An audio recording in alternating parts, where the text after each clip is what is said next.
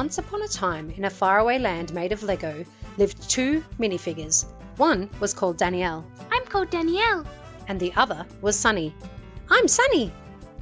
It was almost lunchtime, and Danielle and Sunny were waiting to go through security at Melbourne Airport.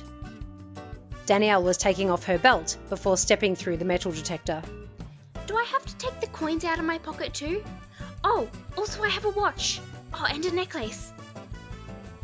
Sunny was getting a little bit too close to the X-ray machine. Danielle had just made her way through the metal detector when she realised that Sunny wasn't behind her. She turned to find that Sunny had somehow managed to get himself stuck in the X-ray machine, and the security officers were trying to pull him out through the other side. Help! Sunny's head disappeared through the flap.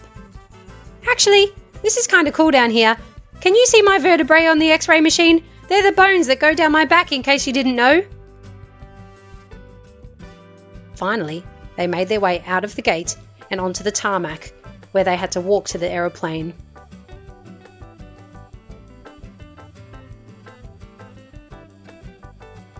They took my pocket knife at security. They said it would be dangerous to take it on the plane.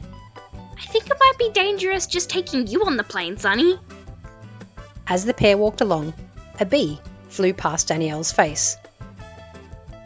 How do you think insects stay in the sky, Sunny? I don't know. They are light and they just float there? Like a helium balloon? I guess. Something about this didn't seem quite right. Danielle was just about to say so when a bird flew past.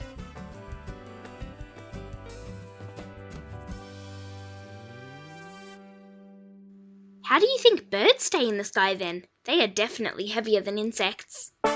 Well, that's easy. They glide on the wind. But what if there is no wind? These were very good questions, and neither Danielle nor Sunny could come up with a good answer.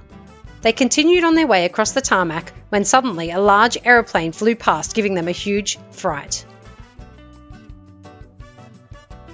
Both minifigures screamed.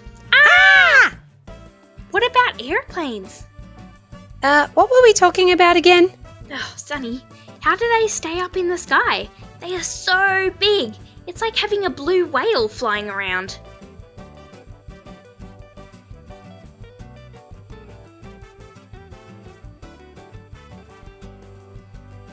Sunny was uncertain. He tried throwing his camera up into the sky, but it fell down. He tried throwing his hat up into the sky, but it fell down too. Well, cameras and hats, they don't stay up in the sky. I just tested it. I wonder if it's something to do with wings. Most things that fly have wings. At this point, the two were stumped. They had no idea how something as big as an aeroplane could stay in the sky. They decided to call on the help of their 430 friends at Whitehorse Primary School. Will Danielle and Sunny be able to discover how aeroplanes stay in the sky? Will their friends at Whitehorse Primary School help them? And will Sunny ever see his pocket knife again? Find out in next week's episode of Science Adventures in LegoLand.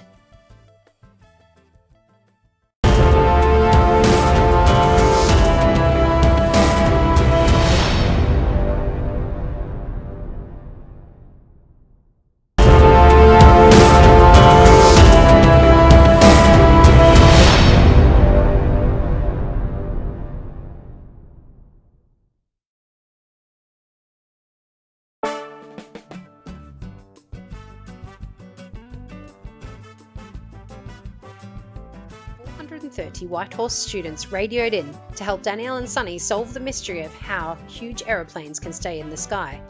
These were some of the responses.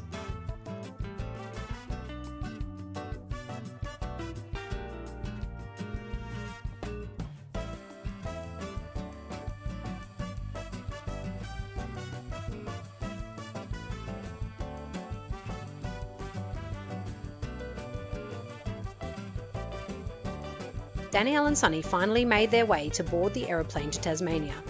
A friendly air hostess met them at the stairs. Sunny assured her that he didn't have a pocket knife anymore because security had taken it, but could he maybe have it back again once they got there? Danielle had bigger questions to ask. Excuse me, please. How do such big things like aeroplanes stay in the air? Is it because of wings? Excellent question, young lady. I suppose you're wondering why gravity doesn't just make them come back down to Earth again, right?